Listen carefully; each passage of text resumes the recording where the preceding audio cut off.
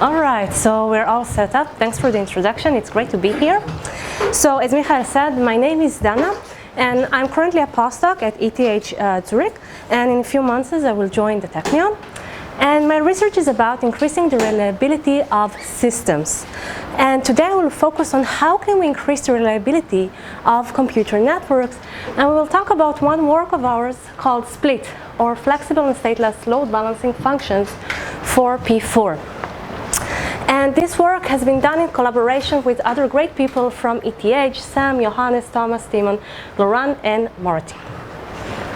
So to set the context of why do we really care about increasing reliability of computer networks, we need to understand how much a lot of traffic we have today in computer networks. So 4 exabyte was the amount of global IP traffic per day in 2017. And the estimate says that by 2022, this will more than triple itself. So we have a lot of traffic, and I don't have to tell you this, that today we rely so much on computer networks. And part of it is also in safety critical systems, for example, in emergency rooms. So where's the magic behind all of this, what is called computer networks?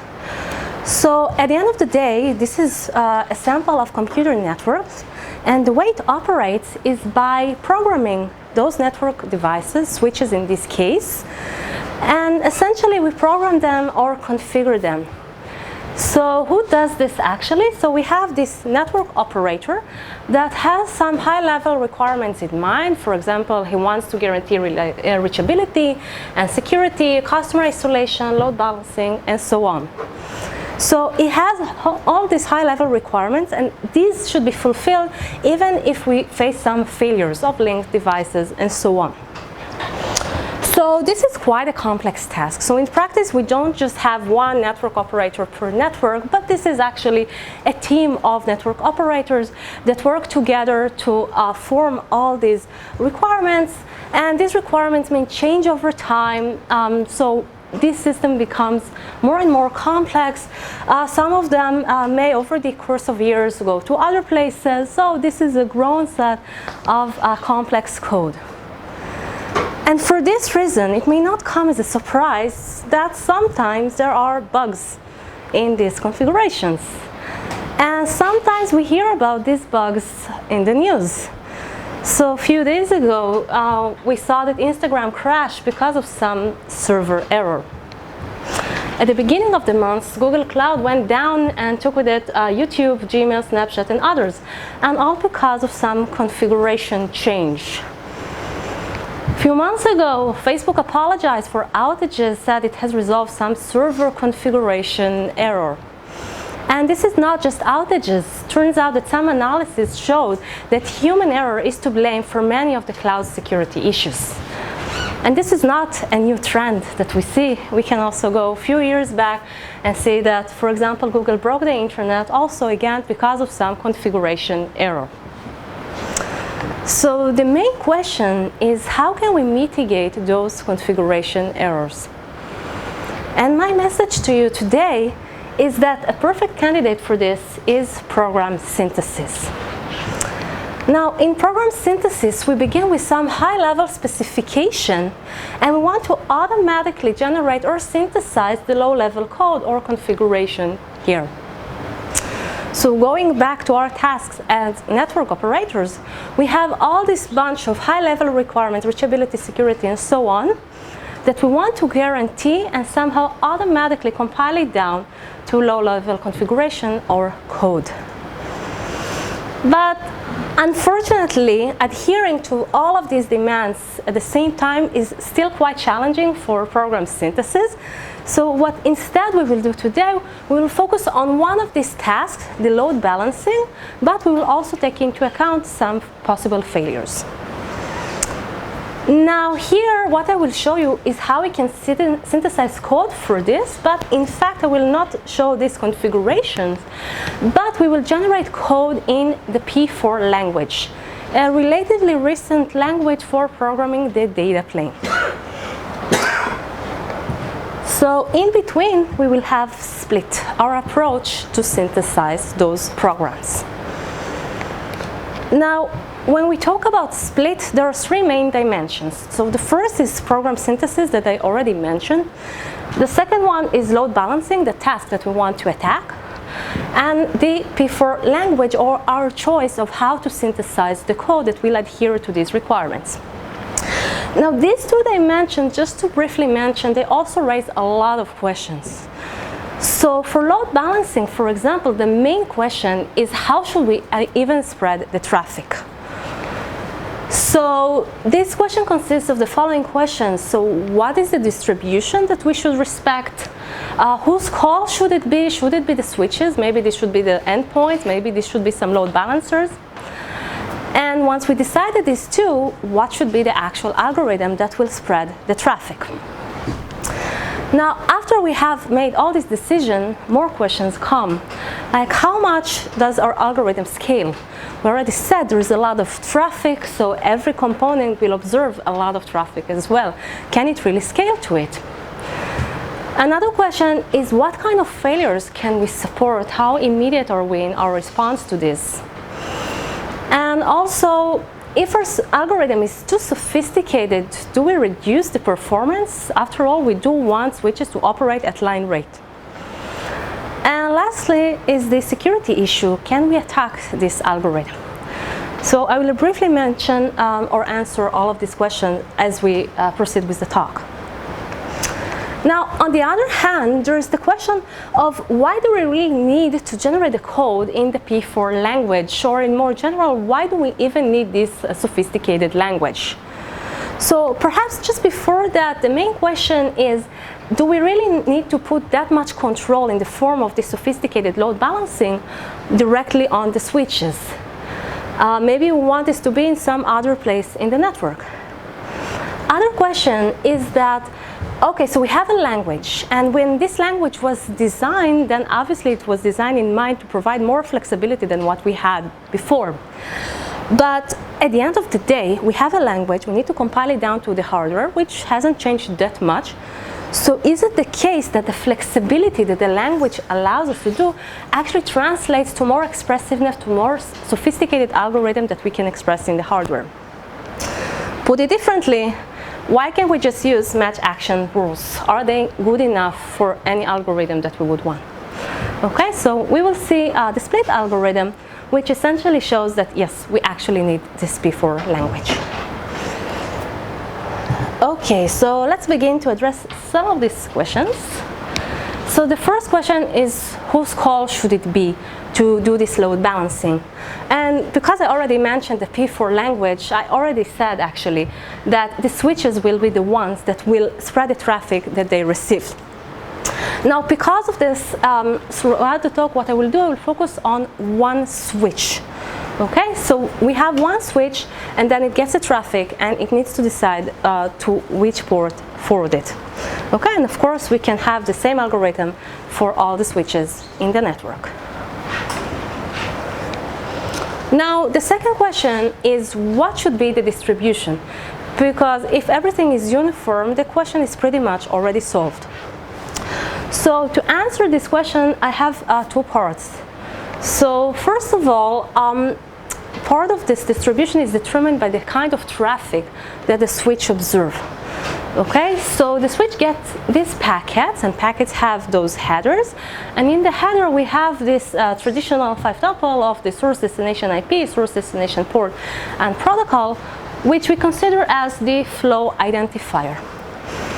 Now, for each flow identifier, let's assume that we know what the volume is, meaning that if I get some packet in the switch, the probability that it will belong to the flow X is V of X. Okay? So for each switch, we have this list of flow identifiers, and each has its volume, so all of this forms a probability distribution. How do we get this? Well, this is a huge question left for other works, but just in few words, there are some traffic engineering engines that also care about exactly the same question, because they also care about spreading traffic. So in some sense, we can obtain these quantities. But you're assuming stationarity. Let's say you have the volumes, but you're assuming that you can the probability stays fixed, not with stationary. I will get to this later, but we will support, of course, some dynamic changes, otherwise it will be a bit boring. Okay, so this is the first part of what is the distribution, what kind of traffic the switch observes. But the second part of what distribution is how can we spread the traffic to the network. So we have all these packets, and let's say for now that all of them are destined for the same destination D, which is accessible through these two servers. Okay?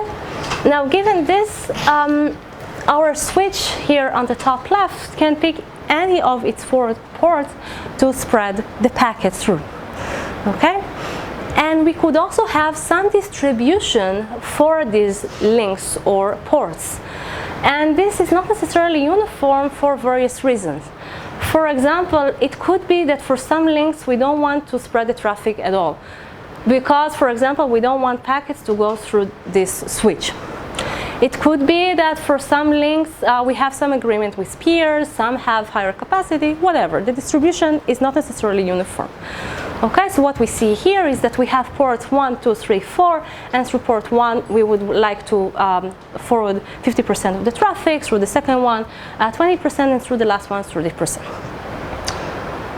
Okay, so given these distributions, we also need to consider the flow volumes that we've just seen. Okay, so somehow what we would like to have is to match this port distribution for the flow volumes. Now one, let's say, solution is to find the optimal assignment and then just have a gigantic table that will map those flows to the ports. Okay, so we do this, say, one time, and then we have the table for all the possible flow identifiers, and we tell them what should be the corresponding port. What do you mean by optimal assignment? The number of rules or the... No, just to adhere to this. This is our main goal. We have the port distribution. How should we forward given these flow volumes? Okay? And even that smells like an NP-complete problem, right? Yes, everything, of course, in right? yeah. But even before those theoretical decisions, in practice, the questions that come next is, does this solution actually scale, and can it be attacked? This question I already mentioned before. So the thing is that we have a lot of traffic, as I already said, and each switch observes a lot of flows. So in order to be that optimal, we would have to have an entry in the table for each possible flow. Okay, so in general, when we have this kind of functions that depend on the number of flows, they are very hard to scale. There are some works, of course, they improve it, but it's not an easy task. Additionally, this is relatively easy to attack because in practice we don't have infinite tables at the switches. So if we know that the functions depend on the flow numbers, maybe we can just pollute the switch or the network by different flows, then we will populate the table with unnecessary rules and kick out all the rules that actually matter. So what we want is to design functions that depend only on the destinations instead of the flows. And the number of destinations is typically significantly smaller than the number of flows. And for this reason, usually these kind of functions are considered stateless, or to put it more precisely, they have constant state per destination that we need to keep.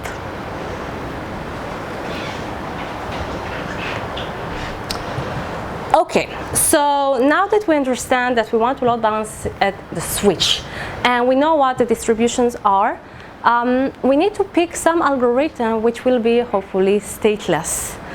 So one algorithm that comes to mind is the ECMP, the equally cost multipathing, which essentially just distribute the flows equally across the possible ports. And the way it does it is by relying on some hash function. Okay, so let's assume that here this hash function returns us this value, so x is mapped to 2, it will go through port number 2, y as well, z will go through port number 4, and t will go through port number 1. Now, based on the ECMP, this will be the actual distribution that we will observe here. The numbers are in purple. Okay, so because the heavier flows, both of them go through port number 2, we'll have point A, this is just the sum of them, and for the rest of the port, this is point 1. Okay, so we had the target distribution that we wanted for the port, and the actual one that we got because of the algorithm that we chose. Now we can observe that there is some gap between what we want, and we can actually quantify this into a quantity called the imbalance, which is just a value between 0 and 1, where 0 indicates perfect match, and 1 indicates that we are very far off from the target that we wanted. And this is simply half of the L1 distance between the expected distribution and the actual one. Okay, so essentially I just sum here all these gaps that we saw, and this is the imbalance that we get, and it is quite high. Okay, but this is not a huge surprise, because essentially SIMP was not designed to handle flow volumes or pore distributions. Okay, so then the question is, how can we improve on that? And one work is WCMP, or weighted cost multipathing. And here we will take into account the pore distributions. Okay, so what is the key idea? The idea goes like this. We say that we will maintain an array that will contain at its entries the possible ports. And the number of occurrences for each port will be proportional to the distribution that we want. Okay, so now our hash function will map the flows to a number which is an index in this array, so a number here between 0 to 9, and accordingly we will decide on the port. So for example, x goes to 1, so we'll go to entry number 1, we see port number 1, so we will forward it through this port. Okay, and for y, for example, we go to index number 4, again we see 1, so it will also be forwarded through port number 1. Okay, so with this solution, this is, and for this example, of course, this is the actual distribution that we see, and we still have here the heavier flows go through the same link, because we're oblivious to the flow volumes here. So now this is the gaps that we will get from the expected distribution and the actual one, and we see that the overall imbalance has decreased. Okay, so if we can take the pore distribution into account, it does help to some extent.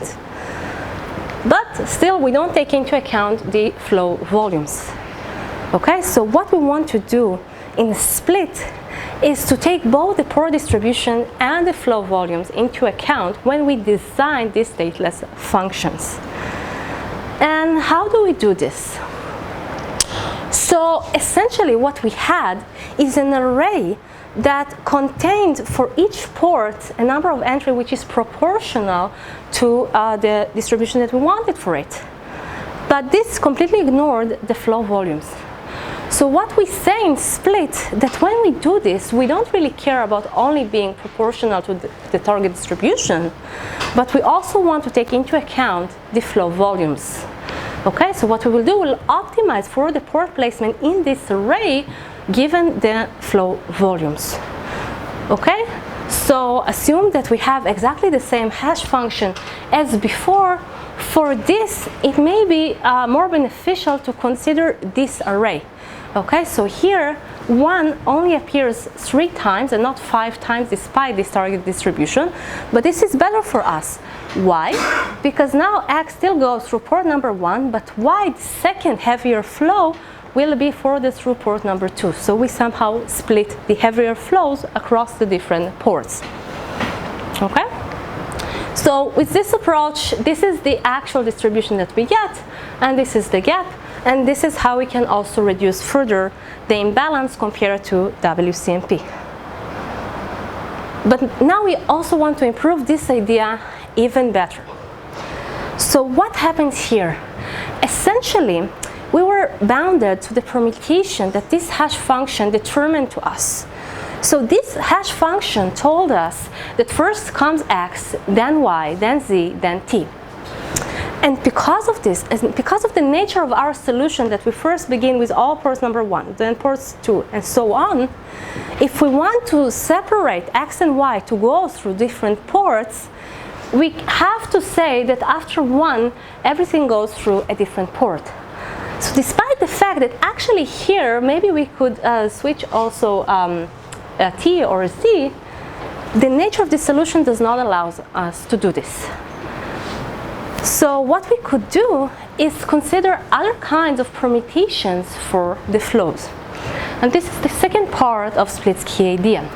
So we would look for the best flow permutation such that we can apply the solution that we've seen in the previous slide. Okay, so we had this hash function. It was relatively good, but maybe there is another hash function which will have another permutation. So here T is the first, then Y, then Z, and then X. And for this one, if we go with the same approach, we can obtain a better placement. So what will happen here? So first we will have T and Y, which will go through port number 1. Then Z will go through port number 2, and finally X will go through port number 4. Okay? So with this approach, this is the actual distribution that we get. And this is the gap that we have between the actual and expected distribution. And with this approach, we were able to even reduce further the imbalance. Okay, so these are the two key concepts of split, of how we can do stateless load balancing using this hash function, while at the same time be aware of both the port distribution and the flow volumes. Yes? So you optimize offline over the given distribution and all of the hash functions you know, or something? Yes, exactly. Okay, so far this is very nice theoretically, but we really want to understand whether this is practical. Can we actually implement this? So let's discuss about how and what should we need to do in order to implement this. So the two key ingredients that we need to store for each destination is this hash function and this array. But there are two kind of issues with these things. So the first point is that in practice, in the hardware, we don't have these many hash functions. So instead, to obtain the different permutations, what we will do, we will use some seed.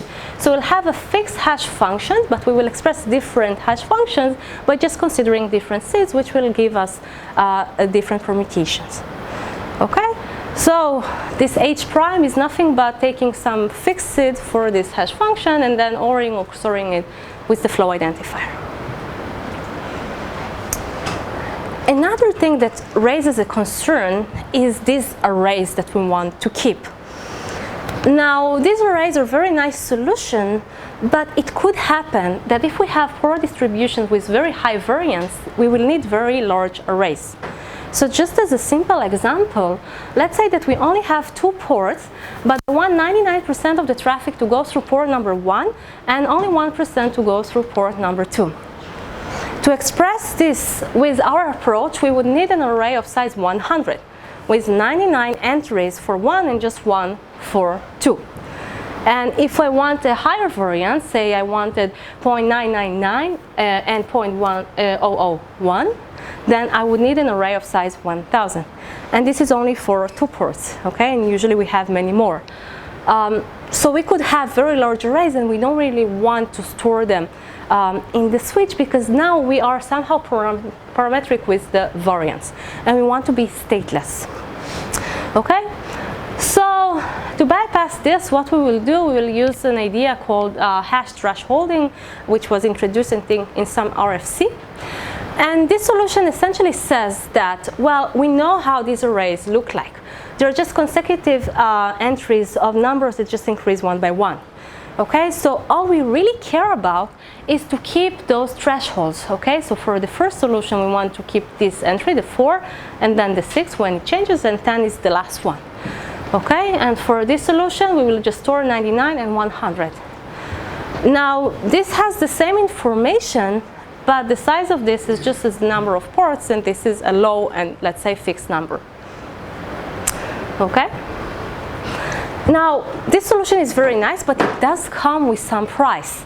Because so far what we did, we applied the hash function, and then we could directly map to the port. But now if we have this thresholding, what we need to do is to do some computation to find the smallest threshold which is greater than the hash result. So, for example, if I have that x is mapped to 5 for this function, I will have to go through the thresholds, say one by one, and check which one is the smallest one, which is greater than ours. So 4 is not greater than 5, but 6 is, so we will just map to port number 2. So just to summarize what we need in order to implement this algorithm, we will need to store the seed and these array thresholds. And the good news is that this is indeed constant state per destination as we wanted. But at the same time, we will pay with some additional computation to compute the port. And this is where we need to compare the hash result with the threshold to find the appropriate one. Now, this relates to the question of, do we really need the P4 language? And when we have this kind of computation, I claim that yes, it will be significantly harder to implement this with match and action rules. Okay? But with the P4 language, as we will see, this will be much easier. So the flexibility of the language does allow us to express this more sophisticated solution. Yes? Which hash function you seem to have in P4 targets? The CRC16. If you're asking about the actual implementation? Yeah. CRC, the CRC16. Okay, so now that we discussed how to implement this, I want to go a bit into the details of how does it really looks like in the P4 language. So as I said, P4 language is a relatively new programming languages to program the data plane. And what was nice about it at the time is that it is not coupled with hardware. Now, this may not come as a huge surprise because we know that programming languages are not usually tied to some hardware, but this gives us some flexibility. Now, the way usually programs look like when we program in P4 is that we begin from a parser. Okay, so in our example, we have this bit stream of a packet, and what we really care about is to extract the flow header to obtain the flow identifier and obtain also the destination. And then what happens is that we will apply a set of match action rules, which is based on some logic. And this is where the sophistication of the P4 language comes. Now, again, the language is a bit restricted. It's not that we can implement everything there, but for our purposes, it is enough. It can support some basic logic, some arithmetic and bit vector operation, and this is good for us. Okay, so this is how the programs that Split generates look like. Okay, so they have 5 stages.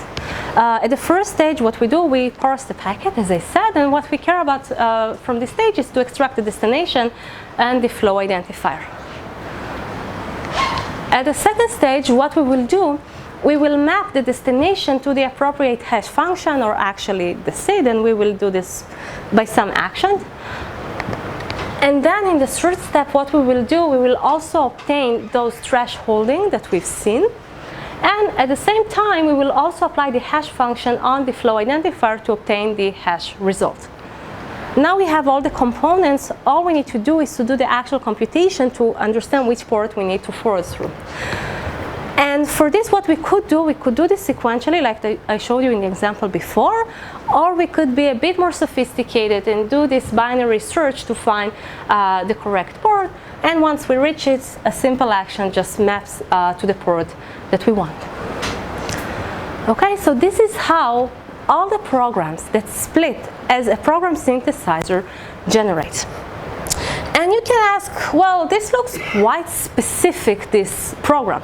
So of course, given some load balancing requirement, we will have to somehow populate these tables, but maybe because of this choice of this particular program, you cannot really express any load balancing requirements. So the good news is that we can show that actually this template can be instantiated to obtain the optimal solution. So this template does not restrict us in any way. It is not to say that our synthesizer will actually find the optimal solution. As Michael said, this is an at least NP-hard problem. But we're not restricted because of this template.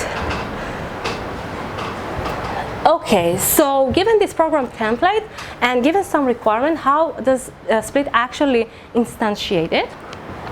So remember that the requirements that we have destinations, and for each we have a list of the flow identifiers and the flow volumes, and also the port distribution that we want. So then what we do, ideally we would like to go over all possible permutations of the flow for each, check what is the optimal threshold for it, and then return it. Now, given some hash function, computing the optimal threshold is easy. We can do this using dynamic programming in polynomial time. But the issue is to find all the flow permutation. If we could do this, we would find the optimal solution. Okay, but this is a hard problem, so what we would do instead, we restrict ourselves to a relatively small set of seeds, and we only enumerate these. So maybe we will not observe all the possible permutation, but in practice we see that this is good enough. Okay, so this is what we do for all the destination, and eventually we instantiate those blue tables with those hash functions, the seeds, and the thresholds.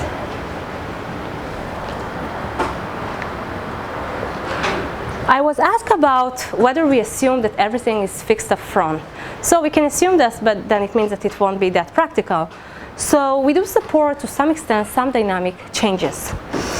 And here the main goal won't be just to reduce the imbalance, as we said so far, but actually we would like to avoid disruption.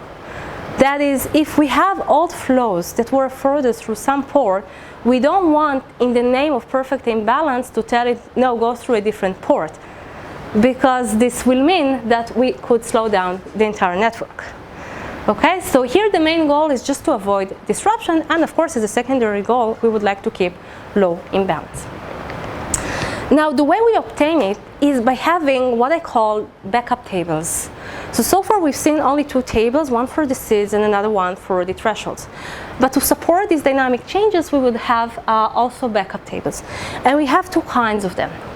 The first is for immediate changes. For example, if a port fails, we cannot forward packets through this port. Okay, so we need to immediately decide what do we do. And to this end, what Split does when it populates the tables initially is also to have backup tables for each possible individual failure of the port, and say how should we forward the packets in case this port fails. So this is one kind of backup table. The second kind of backup table is what happens if we have those gradual changes where we don't care that they apply immediately, but we know that somehow the port distribution changed or the volume have changed, and we want to be prepared to it in the longer run. So for this we will also use another set of tables. This will not be populated up front because we want to accommodate the new updates. And when we have these new demands, we will again compute using Split their values. And then the question is, what do we do? Because we have the old flows that already go through the switch and already use the old tables, and we don't want to disrupt them.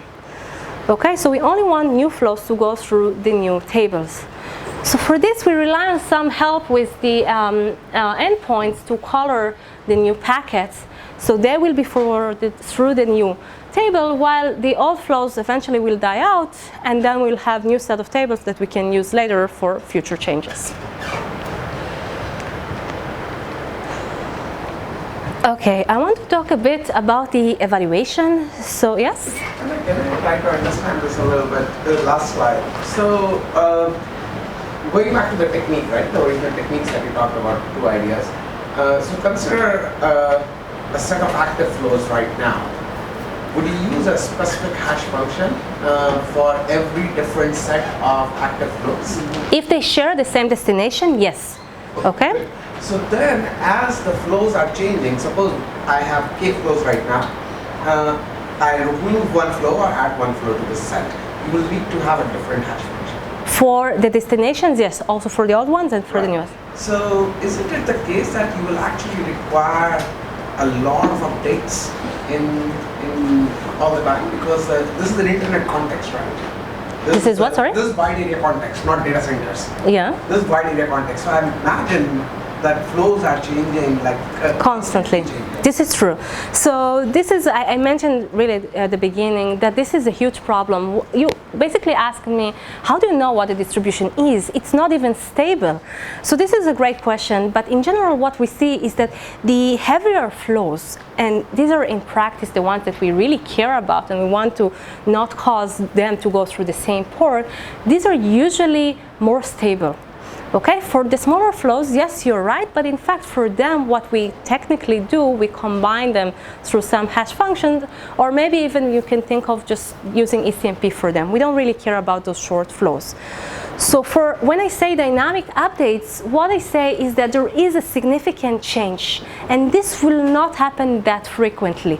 Or at least we don't expect it to happen that frequently. Right. So maybe, that's where my question was, that what is the expectations? Where should I expect that, because updating these tables is going to take time in the wide area context, and you need to do this across all the switches.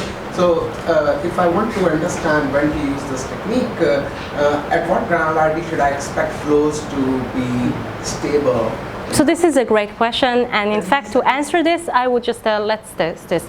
Let's see how frequent these are, how often flows die actually, because maybe we'll have too many changes. We will have to see what is the actual switch that you use, how many tables you can actually store. Yeah, so this question changed. About today's switches? No, actually no. Okay, we just focus on one switch, but these are great questions. Yes? Since you play around with the ratios inside your array, right? Like your ratios aren't actually representative of the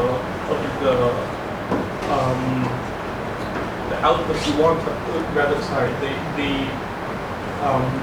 ratios you want outgoing, but rather specific flows. Like you match them to specific flow volumes, right? Okay. Like changing over two.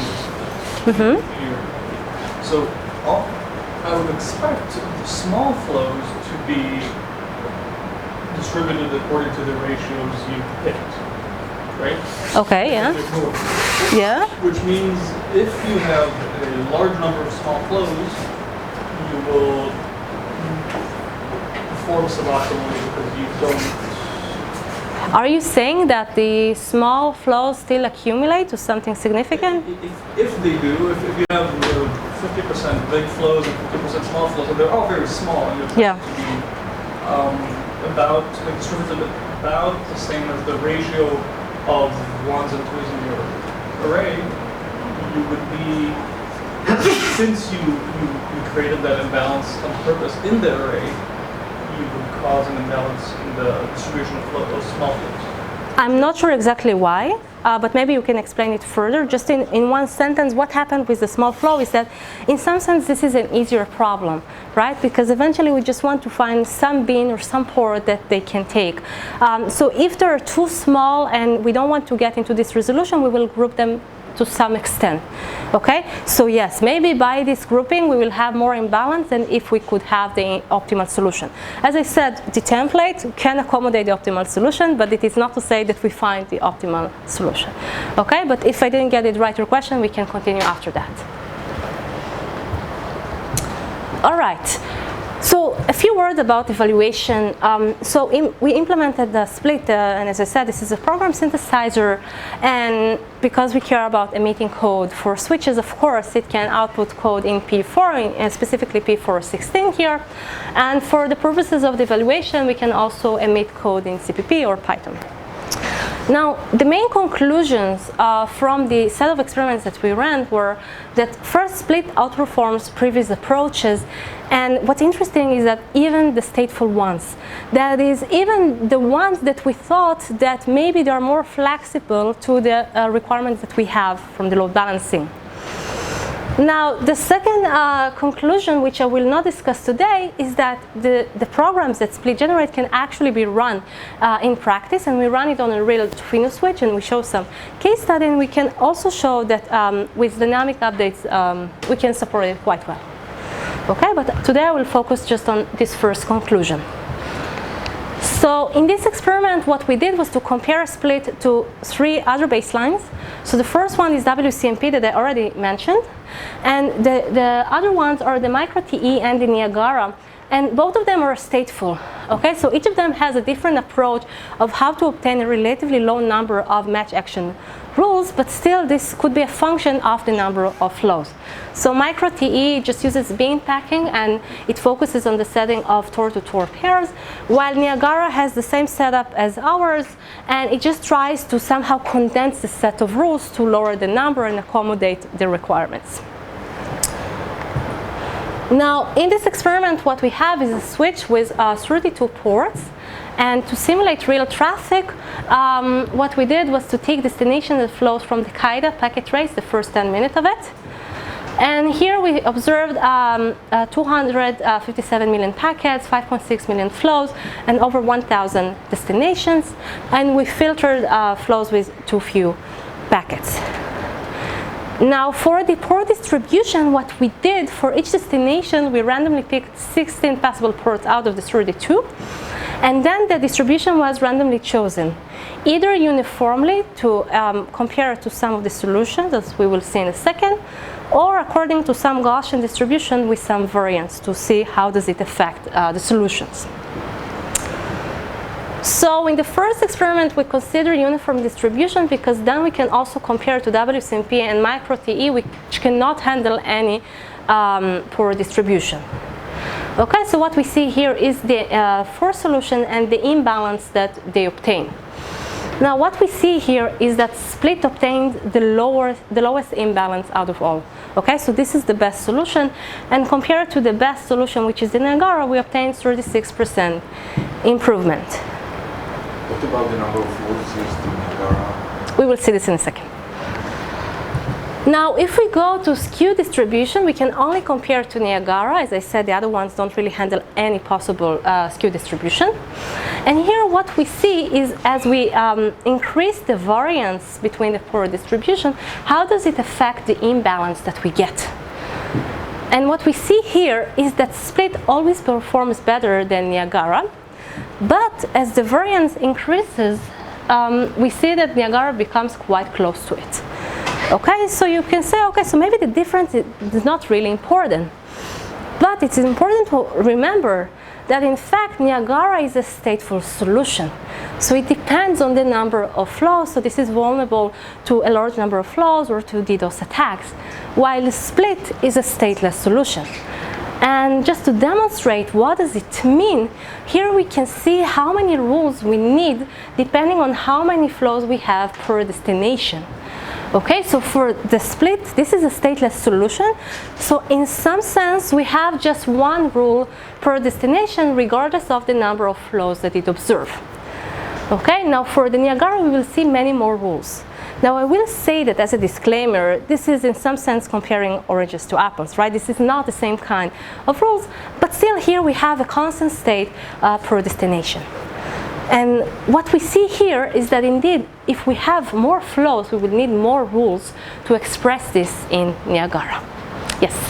Can you teach me a little bit? I don't know about Niagara. Can you tell me how, just very quick idea, how it works? Okay, so in one line summary, what it does, we had initially the optimal solution, okay, that we have, we know what is the optimal assignment for every flow identifier to the port. Okay, now let's say that for some flows that look quite close to each other, maybe they just differ in the last bit, they go to the same port. So maybe we can conjoin it, and instead of having just two rules, we can have one rule. Okay, so by looking at suffixes that share the same port, we can reduce the number of rules overall. Okay, and this is what Niagara do. And they also exploit this information about the distribution and the volume? Yes, yes, exactly the same stuff. Yes. They perform dynamic programming, no? In the actual solution, I don't remember if this is dynamic programming, but it could be. They optimize it to reduce the number of rules, yes. Another question, are all these techniques working with unsplittable flows, or they're... With what, sorry? Unsplittable, so a flow can only go on one port, or a flow can also be distributed? We assume that we don't split them to flowlets, yes. This is another good question that maybe we can also compare to it, yes. Otherwise, I guess you could just split the packets according to the initial distribution. Yeah. Yeah, but yeah, of course there are solutions. How usual networks do this? They always enforce that all the packets in a flow go on the same port. So as far as I know, The hashing essentially Unless- does Unless that. there's a Looking at the large packet gap level. between them. Unless there's a large gap between them. okay. Inside the left. You know. Okay, so just before I wrap up, I want to go back to the question that I started with and ask how can we mitigate configuration errors? And as I said, my message to you was that program synthesis can really help us with this task. And we discussed about the direction where we have this high-level specification, and then we go to the computer, which generates the low-level code. But in fact, program synthesis can also do the other way around, because we already have these networks. Maybe we just want to understand what they do. Okay, so in another work, what we do, we take this low-level configuration and automatically come up with the high-level specification that it adheres to. And I'd be happy to talk about this offline. Okay, so just to conclude, I showed you a new stateless solution for load balancing in switches. And the key enabler was actually the new language P4 that allows us to express these sophisticated control flows and combine multiple match action tables. Now, Split is a program synthesizer, meaning that what we do, we have this general problem of how to come up with this load balancing function to a search in a restricted space of programs which is defined by this template. And we also saw that Split outperforms prior approaches, even stateful ones, without requiring this additional state. So with that note, I'd like to thank you, and I'd be happy to take more questions if you have. Thanks. Questions? Yes? Did you also evaluate the dynamic updates? Yes, as I said, they just don't have enough time to this, but I'm happy to discuss about it later. Yes? So a couple of questions regarding the P4 implementation. You started by saying that one of the reasons to use P4 is because it's flexible and you can implement sorts of functions there, but in fact if you're looking on CRC 16, that's an extern. So it's not a property of P4. It's No, the CRC is not, but this is part of all this huge template that we've seen, right? So this is just part of the issue. So if I could express these long arrays, maybe you could tell me, okay, so you don't need this P4 language, and you are right. Okay, but we don't want to maintain this because then we would have to sacrifice one of the following: either be exact with the poor distribution, or just not be stateful, be stateless, because we would have to store maybe large arrays. At this point, we use the P4 expressiveness. The second question is, once you implemented it, not necessarily on Infinite in general, how many stages did you need in order to implement that? And what happens once you said that you used the 16 ports for the evaluation. So if you're looking on Tufin or other switches that have multiple pipelines, can you still run it if you have the 16 ports divided between different pipelines? Yeah. Okay, so these are two questions. So let me see how I answer the first one, because I'm not sure I can tell the exact numbers, because proprietary reasons. I will just say like this. There is a Tufino switch, and we compile to it, and it works. Okay, so the number of stages is okay. It's bounded by the number of allowed stages. Of course, this is bounded. I don't know if I'm just allowed to say the number of stages. No, that's a property of the P4 program, not of Tufino. The implementation. How many stages do you have in your implementation? I can get back to you. I really need to check this point. Okay, I'm sorry. Okay. And for the second question, you ask, what if we would have many more ports? So if we have many more ports, but still the number of allowed ports is 16, it will remain the same. If it will be more ports that we will need to consider, maybe the binary search will somehow increase. Let me explain that. So you've got in the switch multiple pipelines. So the packets that are coming to different pipelines will see obviously different match action tables. They might be configured the same. So the question is whether the load balancing will still work once you've got, let's say, some of the packets coming in on ports 1 to 8 and some of them coming in on ports 17 to 23. I mean, once it comes to the parser, I don't think that we even look at this information. It's different paths. It could be different paths, okay? So now I just assume all of them come to the same port, but if somehow they have to be mixed, then I don't know, we'll have to look at it. Okay. Other questions? Okay, so Let's thank the speaker again. thanks again. Let's reconvene here at noon.